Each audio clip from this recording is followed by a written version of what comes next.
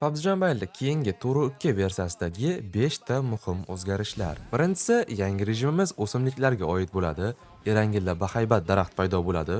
Ko'zlarni qamashtiradi, ko'rishlari mumkin, o'ta katta va chiroyli. Ikkinchisi, asosiy eventimiz Pachinki va Yasnaya Polyana hududida bo'lar ekan. Ba'zi uychalarning o'rniga shunaqangi yangi binolar qo'shishar ekan.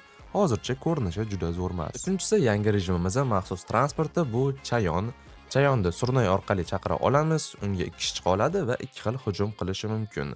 Zahar sepadi va yaqindagi dushmanga hujum qila oladi. Yer tagiga kirib ketish qobiliyati ham bor. Bu vaqtda personajimiz ham yer tagida bo'ladi va o'qlar ta'sir qilmaydi. Noodatiy ajoyib transport. To'rtinchisi, maxsus ukol orqali kapalakka o'xshash qanot chiqara olamiz. Bu orqali osmonga uchib, dushmanlarga tepadan nurli hujum qilsak bo'ladi. Va nihoyat 5-yangiligimiz o'simlik qo'l qobiliyati. Buni ishlatganimizda personajimiz atrofida daraxtlik himoya paydo bo'ladi va maxsus o'simlik ildizi orqali biz yaqin atrofdagi dushmanlarni qidirib topib, ularni mana shu ildizga qamab qo'yib, borib osongina o'ldirsak bo'ladi ekan. Hozircha Turo 2 beta versiyamizda yangiliklari shundan iborat.